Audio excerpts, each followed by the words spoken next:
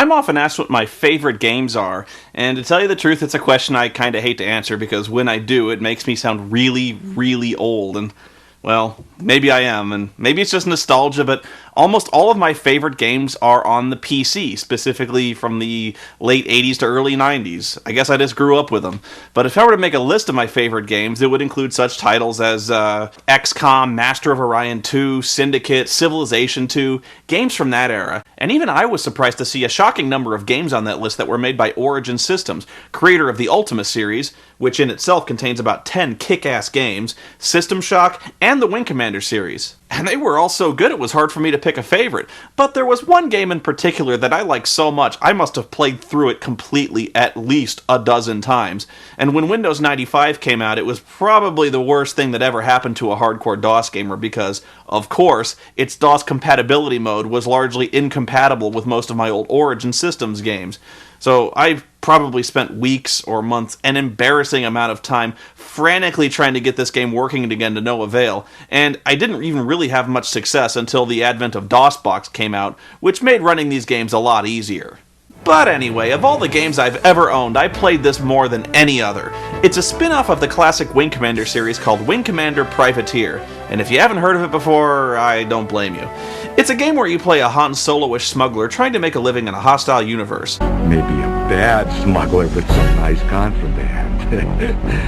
Sorry, boys. I'm just a tourist with a frag nav console. Could you tell me where I am? Deep in trouble, little tourist. Prepare to be boarded. Not a chance, pal. Prepare to go to hell. When you start the game, all you've got is a few $1,000 and a beat-up, shot-up junker with one laser gun. It's an open-ended game where you can make a living as a pirate, a mercenary, or a merchant, and ethics are purely optional. Oh, there's a main storyline, and it's a really good one. But it's just about the least intrusive, least linear, most fun sandbox game that I've ever played. And really, it's hard for me to explain why the heck it's so good, especially when you compare it to modern games. The graphics were, for the Wing Commander series, average. The controls were actually a little clunky. The voice acting was nothing great, bordering on pretty bad. Who are you that flies so good? Are you insane? And the sound design was glitchy at best. And yet the freedom you had to play, make money, and explore this universe was exhilarating. The game expanded on the familiar Wing Commander universe and felt truly alive.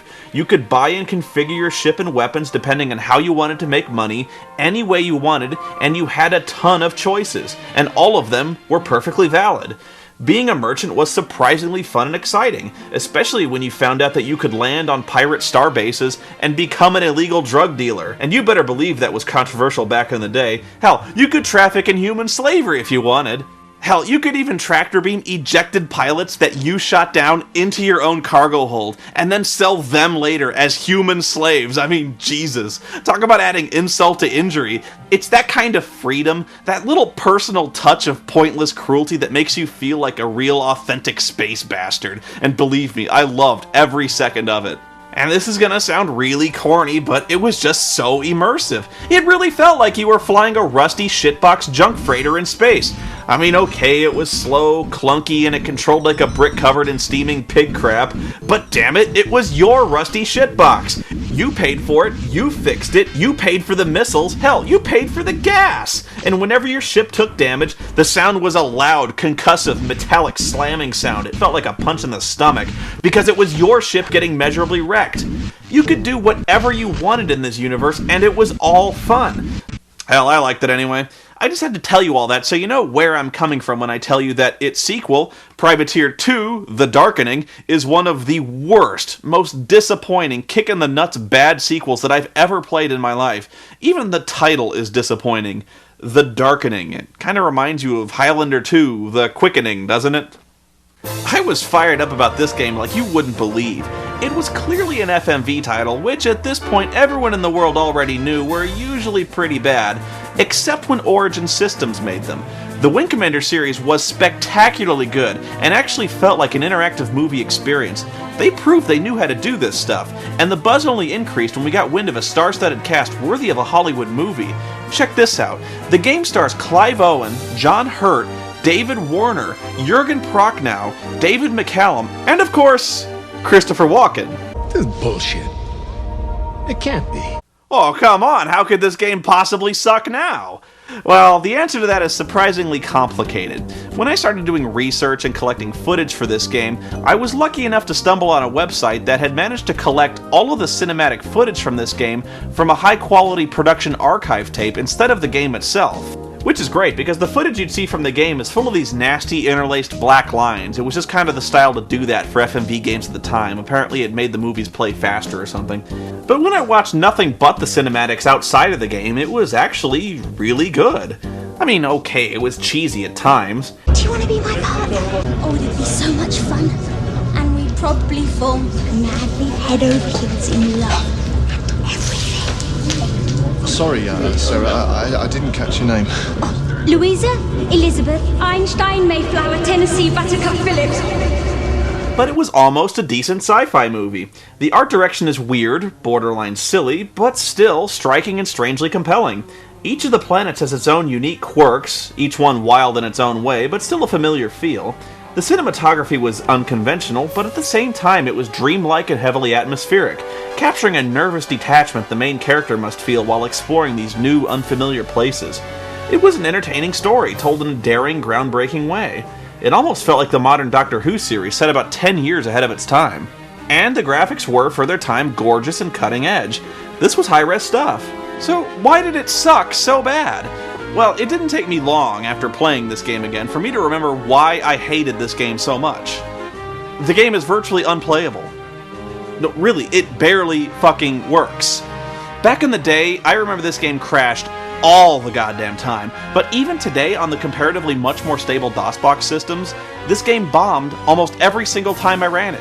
It crashed when loading gameplay, it crashed when loading movies, it crashed when I took off, it crashed when I landed, it crashed when I tried to save and load, and it even crashed when I tried to quit. Joystick calibration was lousy even when it worked anyway, because even when it worked, it didn't really work. The only other alternative is to use the mouse for spaceflight, and I always hated that. I think it's actually the way the game is intended to be played, kind of like they did with Freelancer, but spaceflight with a mouse just feels wrong. Like, there's no way you would ever pilot a spaceship like this. Even using a keyboard is more plausible. I mean, even the Starship Enterprise is driven with a keyboard. But in this game, the keyboard isn't even a fucking option! The control scheme is radically different from every other game in the Wing Commander series, which is incredibly disconcerting, and there's no way to change the key bindings. We are talking problems. How many problems? About 30,000 problem adventure? That's a lot of problems. Okay, I'll try to explain how the game starts. It's promising enough. You see Ducky from NCIS piloting a freighter to someplace when he gets attacked by, some guys. I don't know, I'm already lost. Nice try, Ryan. Nice try. But the ship crashes and Clive Owen awakens in a hospital. See, he was protected from the crash since he was in a cryogenic sleeping pod. Yeah, but I don't remember anything. And naturally, being frozen gives you amnesia. I was frozen today! The doctors find the name Lev Eris on the pod, and records indicate that he's got a load of cash. You have an exceptionally attractive credit rating, Sir Harris. I'm Clive Owen. Everything about me is attractive. Can I help you, sir? Of course, Lev's Forgotten Past is full of danger and people wanting to kill him, and not swimsuit models and people who want to give him pie. So they show up at the hospital shortly thereafter with only two answers to the phrase doctor-patient confidentiality. Clear this, Mr. Nurse. Oh! They go rampaging through the hospital, being rather dickish about shooting unarmed people. Even the friendly nurse catches a laser bolt in the brain. But then, two more hitmen, hit women? We're here to visit a man. I mean a friend who's a man. Well, they show up and they kill the other two hitmen, and Lev escapes to a nearby seedy bar, where he's immediately menaced by a howling man with a knife who looks like Larry the Cable Guy. Vikings lost the Super Bowl! Anyway, he meets John Hurt as Joe, the friendly bartender. So we have stew, we have lizard guts, oh, and we have space bug gumbo. I'll have the stew, please. I could have told you that. And you prefer your beer lukewarm, right? No. No, actually, I prefer it.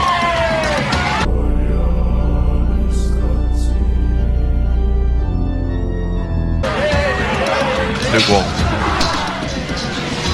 Great. All I got is piss warm chango. That's my brand.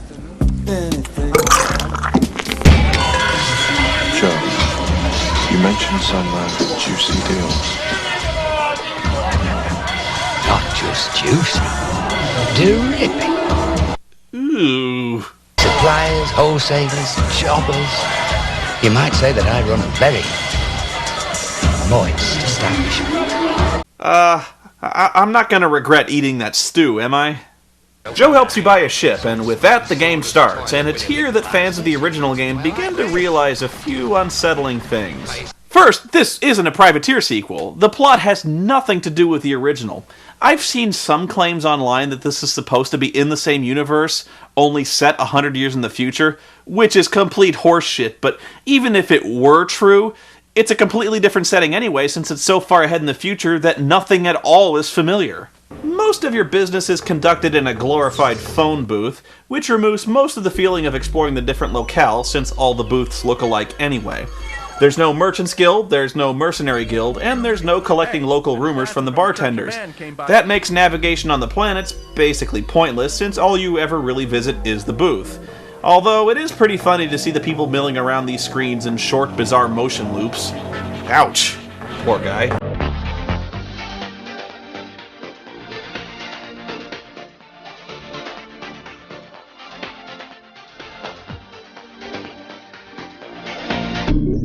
Hey, look, a Jawa! And zombie-style dancers!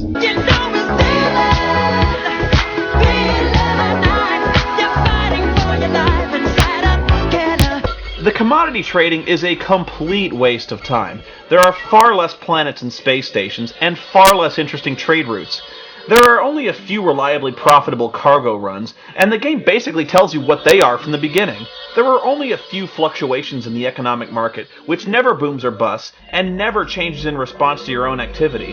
The only changes in market prices take the form of some brain-dead news headlines, which tell you simplistic things like, Hades needs water, so you bring water there and get more money. But it lacks any sense of innovation or exploration, and even the most profitable trade routes don't make the risk worth the reward, which will only be about a 10 to 20% profit, at best. I just hate not getting paid. A man after my own heart. Worse, the only way to transport cargo is to hire other ships. Your ship can't carry anything. So now you're stuck escorting your own cargo, which has the effect of putting your money in the hands of the ridiculously bad and buggy AI, giving up any feeling of control you had over your own destiny, and it really undermines the sensation that you're a badass smuggler.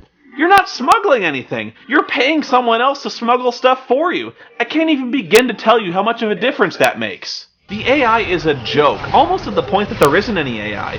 They have no idea how to react when you're tailing them. They barely even move or seem to notice as you shred them from behind. All the bad guys know how to do is fly directly at you and fire. Actually, I'm not even sure they know how to do that. As an experiment, I went out to a nav point with a single pirate, parked my ship, 0 speed, stood up from the computer, and let the pirate attack my unmoving, completely defenseless ship. And do you know how long it took for that pirate to finally kill me? Neither do I, because he couldn't fucking do it. I let the computer record for over 35 minutes, and only one time was he able to even drop my shields, and that had to be sheer luck, because he never even came close to replicating that feat again. I'm dead serious. Over a half hour before I called it. Now, if you look at the radar, you'll be able to see other ships in the region, but believe me, they're total non-combatants and they were nowhere close to the scene. That pirate was attacking me, and only me, the entire time. But you can see it's just spraying fire uselessly, unable to consistently hit a completely motionless vessel. He couldn't even scratch my fucking paint job. Congratulations, guys! Your enemy AI is less effective than the fucking UFO in Asteroids. The communication system, once a vital part of the original Privateer game, are now a total waste of time. Before, you could taunt an enemy to draw its fire from ships you're trying to escort, an important tactic in some missions. You could also communicate with pirates or police to get them to back down from a fight. Let me know if you hit trouble in my quad. Now, all you do is cause the enemy to shout something unintelligible back at you. And it's always the same thing, by the way. Not that they need any provocation to repeat their single taunt over and over and over again. Where I go, then get ready to kiss your ass. Get ready to kiss your ass goodbye. Hell, sometimes you'll get multiple enemies giving the same taunt in the same voice at the same time. Did they even test this? This isn't complicated. This is basic, simple stuff that anyone could detect 2 minutes into playing this game. The enemies can't shoot. They can't fly. And they repeat the same moronic taunt dozens of times over and over in the same combat. It's not even the worst part. I've got problems. Here's how the game is supposed to work. You select a destination and your computer shows the route as a series of dots. Each of these dots is basically a waypoint that you have to stop at. So you plot your course, engage the warp drive, and appear at the next dot. If the area is clear, engage the warp drive, go to the next dot, and so on, leapfrogging dots until you finally get to your destination. It just feels wrong, like there's no way space travel would ever actually work this way. And it feels like an artificial way to prolong the trip and introduce more chances to get attacked, which is exactly what it is. When you arrive at a waypoint, there may or may not be some ships randomly in the area, but you can't leave until the waypoint is completely clear of enemies. Now, the original Privateer was kind of like this, but you always had the option of running away under normal drive, which this game doesn't. Staying and fighting wouldn't quite be so bad, except for one huge thing. New ships tend to enter local space all the time to replace old ships that left. And I do mean all the time. There's no telling when new ships will arrive, and there's no limit to how many can potentially appear. There does appear to be an upper limit on how many ships can be at a single nav point at one time, but if there's ever less than that number, you can be almost assured that eventually new ships will arrive until that limit is again reached. For instance, you could be escorting a ship full of your own goods which jumps out ahead of you, but just before you can jump, bad guys leap in the system and keep you from leaving. Meanwhile, your ship is leaping ahead without you and will most likely be destroyed. More commonly, you'll just run into an infinite number of enemies. You'll be fighting one group of bad guys, but you'll take so long that another group enters. And while you're fighting them, another enters. And another. And another. No joke, I once sat at the same waypoint for over 40 minutes fighting a constant flow of pirates, and I couldn't leave. This fight you're seeing right now took me about 15 because they just keep coming. Who are these guys? I never have any idea who I'm fighting. Now I'm fighting the Kioans, and then some guys called the Jinsilla jump in, and apparently they hate me too. I don't know why. Why does everyone hate me? What the hell did I ever do to these people? The original Privateer made it so easy. It was in the Wing Commander universe, so if you played those games, you knew that the angry cat people were bad, and you knew why they hated you. Pirates were just called pirates, and the retros, the new enemies, were explained in great detail. But here, they're completely unknown. They're simply red dots on your radar. And again, I have to ask, why the hell do they always want to kill me? True, in the original Privateer, the pirates almost always wanted to kill you then as well. But in that game, you were flying a freighter, and the pirates think you have valuable cargo they can steal. And even then, you could convince the pirates that you didn't, and they would back off. In this game, I don't have any cargo. I can't have any cargo. My ship can't carry any. That's reserved for the merchant ships that I have to hire. So why do the pirates attack me and not them? What the hell? The most hilarious design decision to me is when you get emails in the middle of combat, the game immediately stops and cuts to let you read it, no matter what you were in the middle of doing. Who the hell thought that was a good idea? What, the combat wasn't uninvolving and uninteresting enough? The lame music didn't quite sap enough energy out of the fighting? Now let's stop everything and read some futuristic tweets from Jurgen Prochnow. I can't get him off my tail! Mike, I've got your big dead ahead. I've got him dead ahead. Good tone. I got good tone.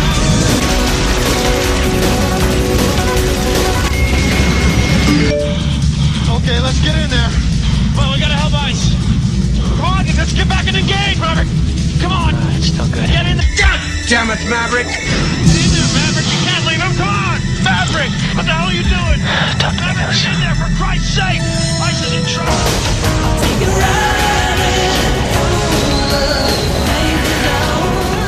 And that's kind of it. The whole game is basically like that, fundamentally flawed gameplay and poor design decisions.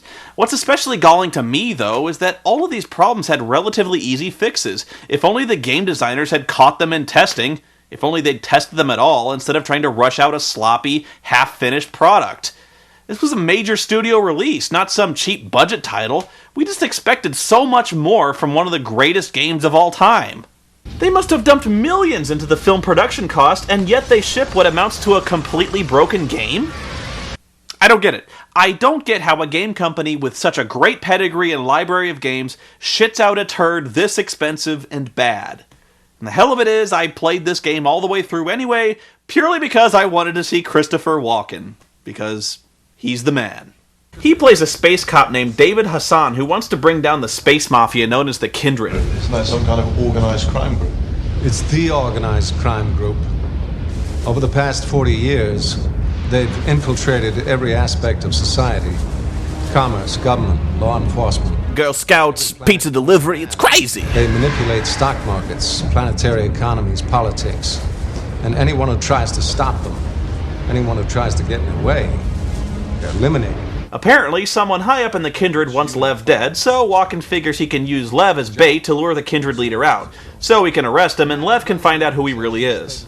The man who runs the organization stayed in the shadows for some time. In the Kindred organization, his name is Kronos.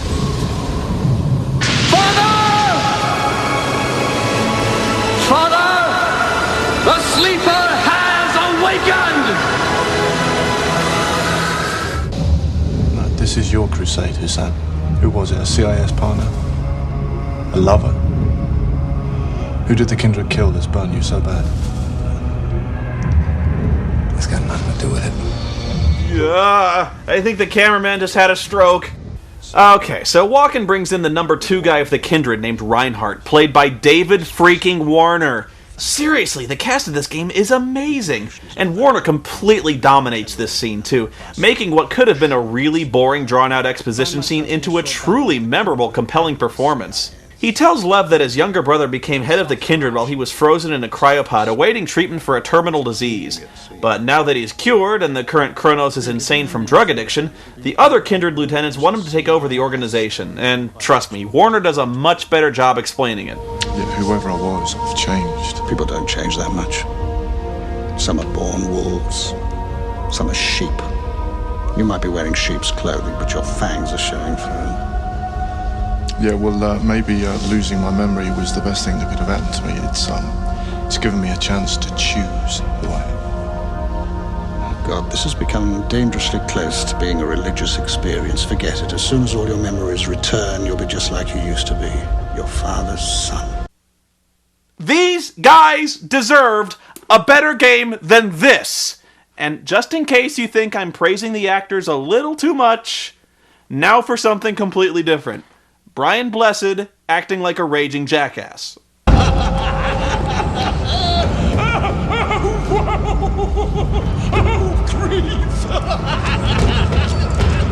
What's the matter, Uncle? The heart of the things that we had here, the soul of them has been stolen, taken by heartless infidels, doubtless to be sold for filthy lucre.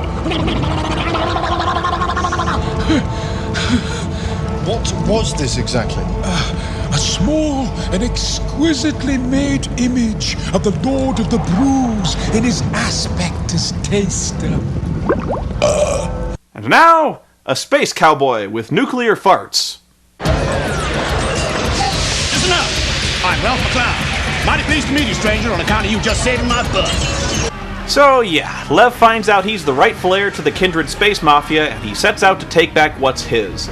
After wrecking the Kindred home base, you board the collapsing station and find Kronos in his throne room. Dude's completely twisted and mutated from overusing an anti-aging drug, to the point his brains have dropped out his ass and grown into a tail. I am not making this up. This is such silly shit that it's actually completely awesome. Look, I'm fit enough to expand the Kindred, to make it more feared, more hated, more effective. More bullshit, brother. The Kindred is falling apart quicker than you are. You're just jealous! Jealous because I was the eldest. Jealous because Mummy liked me better than you! Go on, admit it. I was nastier than you. Harder, meaner. Oh, nastier is right, man. You just shat out your own brain. You pushed me aside in the womb, didn't you? I should have come out first, but you pushed me aside.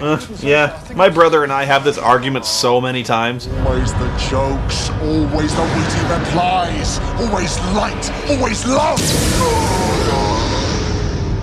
I can be Kronos for as long as I want to. No. For as long as it takes to put things right. No, you can't. No. No. No. You are God. Say goodnight, little brother.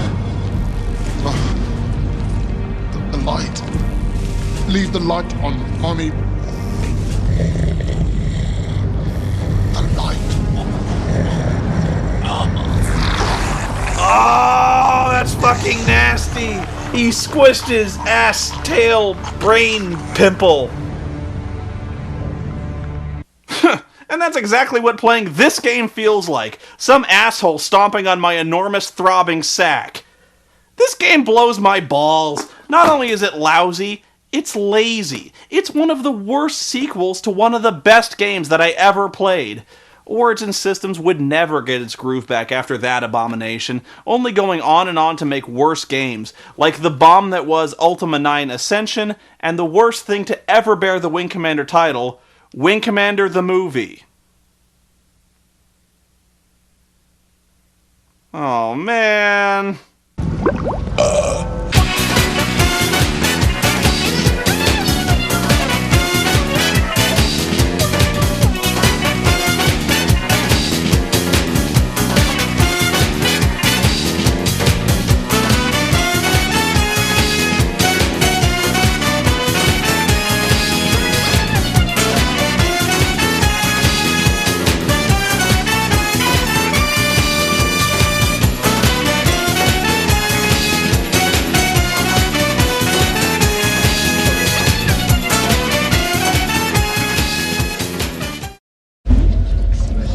All right.